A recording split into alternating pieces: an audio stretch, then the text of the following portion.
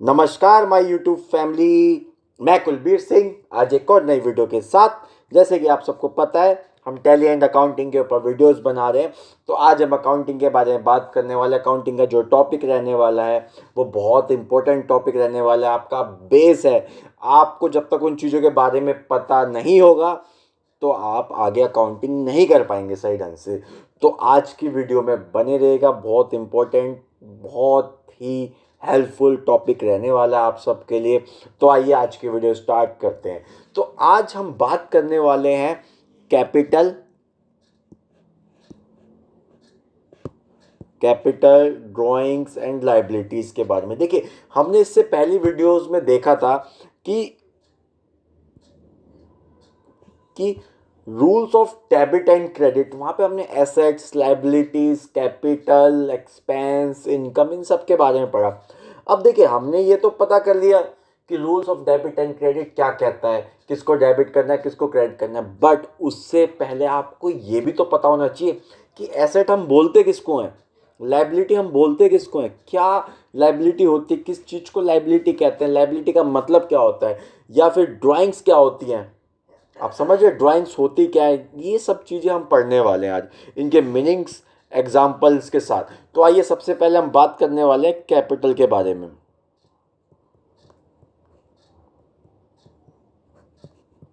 Capital, ठीक है। तो सबसे पहली चीज कि जब भी हम कैपिटल के बारे में बात करेंगे तो कैपिटल क्या होती है। देखिए, मैं एक एग्जांपल की बात करता हूँ। आप अकाउंटिंग कर रहे हैं, अकाउंटिंग में देखिए बिजनेस से रिलेटेड बातें होंगी कि बिजनेस में क्या आ रहा है, क्या जा रहा है, क्या नहीं। तो जब आप कोई भी अपना बिजनेस स्टार्ट करते हैं, ठीक है, तो बिजनेस स्टार्ट करने के लिए उसमें कोई ना कोई पूंजी लगाते हैं, कैपिटल को लगाते हैं, ठीक है, या कोई भी इन्वेस्टमेंट करते हैं। आप जब कोई बिजनेस स्टार्ट कर रहे हैं कुछ भी चीज़ का, तो कोई ना कोई पैसे तो आप उसमें लगाएंगे ना। ये तो है नहीं कि बिजनेस स्टार्ट कर रहे कुछ इन्वेस्टमेंट नहीं कर रहे। तो वो जो इन्वेस्टमेंट होती है आपकी, जो फर्स्ट टाइम आप इन्वेस्ट करते हैं उस बिजनेस के अंदर, उसको ही कैपिटल कहते हैं। आप समझे, बिजनेस के अंदर कोई भी इन्वेस्टमेंट स्टार्टिंग में आप जो करते हैं उसी को हम कैपिटल बोलते हैं, ठीक है।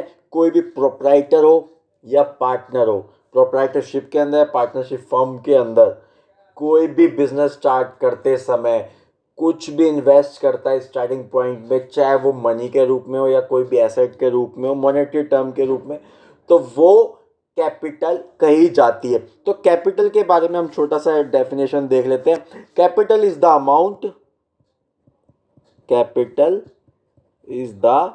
अमाउंट इन्वेस्टेड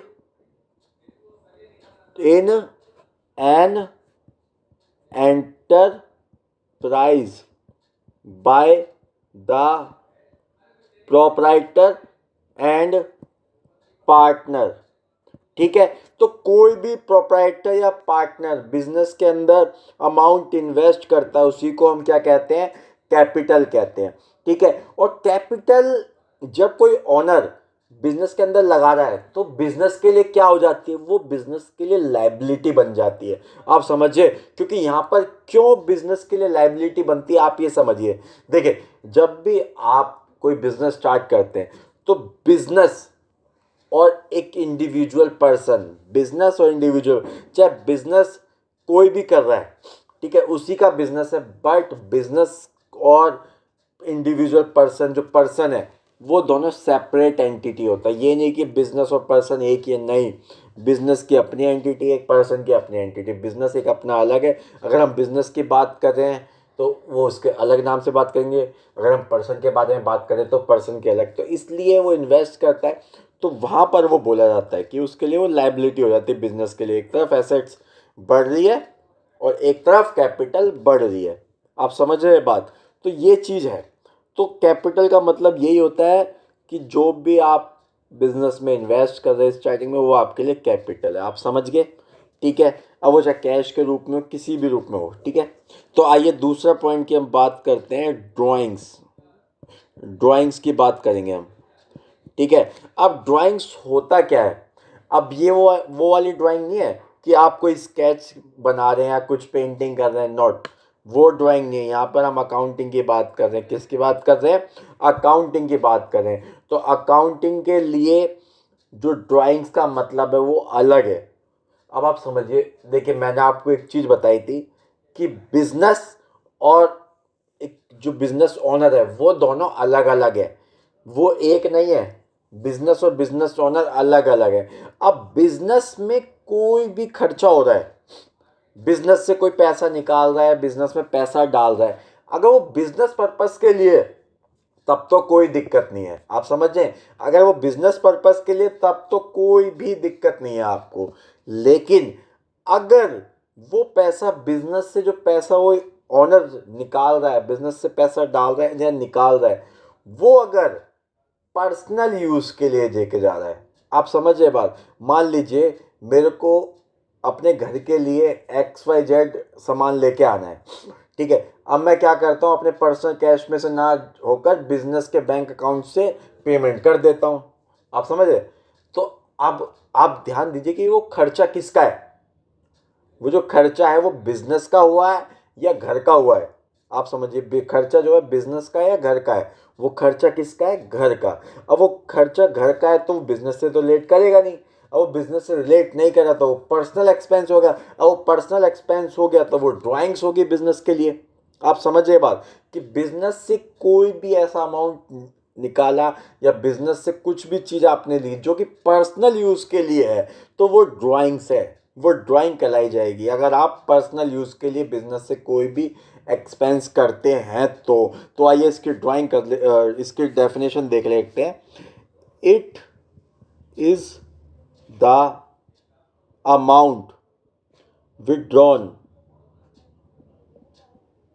विड्रॉन और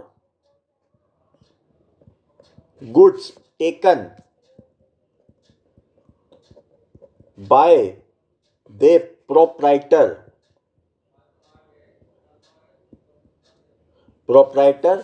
or partner for personal use।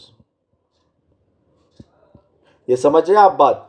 क्या बोल रहा है ये? Personal use. ठीक है, ये किस चीज के लिए है? ये पर्सनल यूज के लिए अगर लेके जा रहा है वो पर्सन, तो वो, अब गुड्स क्या हुआ, मान लीजिए आपकी मैन्युफैक्चरिंग है, आपने मैन्युफैक्चरिंग प्लांट लगाया, आप जूसर मिक्सर बनाते हैं, ठीक है। अब आपको घर में जूसर मिक्सर की ज़रूरत पड़ी, तो आप वो जूसर मिक्सर भी अगर लेके जा रहे हैं बिजनेस से, वो परचेज करके नहीं लेके जा रहे, आप बिजनेस से ले गए और उसको आप पर्सनल यूज़ कर रहे हैं, तो वो भी ड्राइंग्स मानी जाएगी। या तो आप बिजनेस को पेमेंट करें, ठीक है, अगर आप वो लेके जा रहे हैं तो आप उसको अपने पर्सनल से उसको पेमेंट करेंगे, बिजनेस के अकाउंट में आएगी और सेल्स काउंट होगी, तो कोई दिक्कत नहीं है। अगर आप बिना सेल्स करे एक यूनिट को एज हटा रहे हैं, कुछ भी कर रहे हैं, तो वो पर्सनल यूज़ माना जाएगा। जिसके आप पेमेंट नहीं कर रहे, वो पर्सनल यूज़ के लिए आप अपने घर लेके जा रहे, बिजनेस के लिए नहीं लेके जा रहे, तो वो क्या मानी जाएगी? ड्राइंग्स मानी जाएगी। समझ गए सीधी बात कि ड्राइंग्स क्या है? पर्सनल यूज़ के लिए बिजनेस से कोई भी पैसा निकाला गया वो ड्राइंग्स है, सीधी बात। ठीक है, अब तीसरा पॉइंट हमारा आ जाता है लाइबिलिटी। तीसरा पॉइंट क्या आ जाता है हमारा? लाइबिलिटी। क्या आ जाता है? लाइबिलिटी।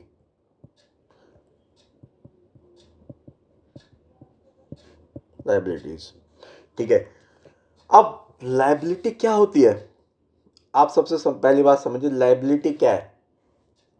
कि देनदारी, पेबल, देनदारी, उधारी, ये किसी भी रूप में बोल सकते हो।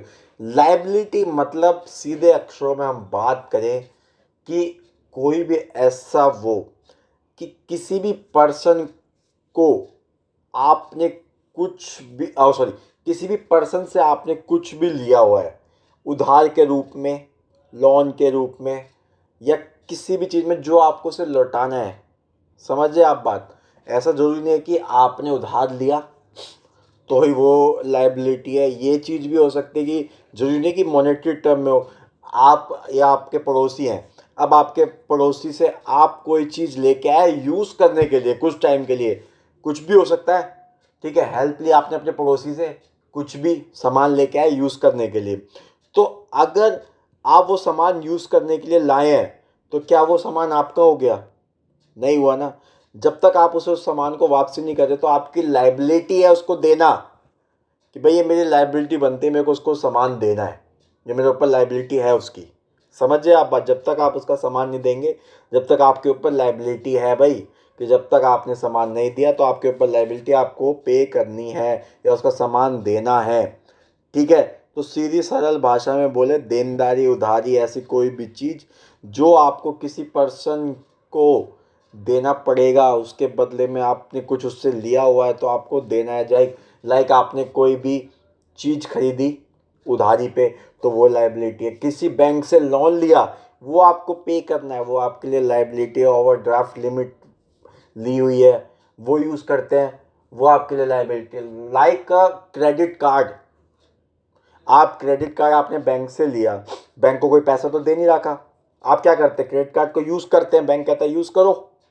उसके बाद क्या होता है, यूज़ करने के बाद उसका पैसा देते हो नहीं देते, देते हो ना, तो वो आपकी लाइबिलिटी है। आपने यूज़ किया, उसके बाद उस पैसे को चुकाना आपकी लाइबिलिटी है। आप ये बात समझ रहे हैं? उधारी, देनदारी वो आपकी है, तो आपको देना है। लाइबिलिटी का मतलब यही है बिजनेस में।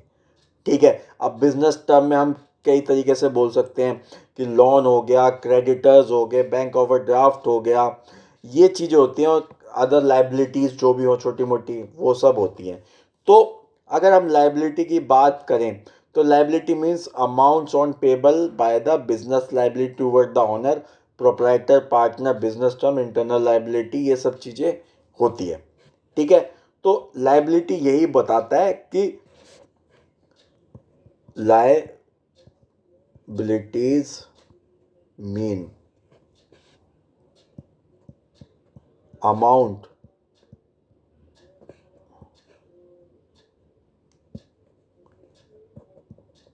or payable by the business के द्वारा। ठीक है, तो ये चीज होगी। तो लाइबिलिटी मेनली यही है। ठीक है ना, तो कोई भी प्रोप्राइटर, पार्टनर है, वो कहीं भी बिजनेस कर रहा है, ठीक है, तो बिजनेस के थ्रू कोई भी चीज़ वो उधार लेते हैं बिजनेस में किसी से। जैसे कोई भी आप परचेज करते होंगे, उसका पैसा आपने नहीं दिया तो वो आपके लिए लाइबिलिटी है। बैंक से लोन लिया, वो आपकी लाइबिलिटी है। तो इस तरह के एग्जांपल्स हैं। लोन हो गया,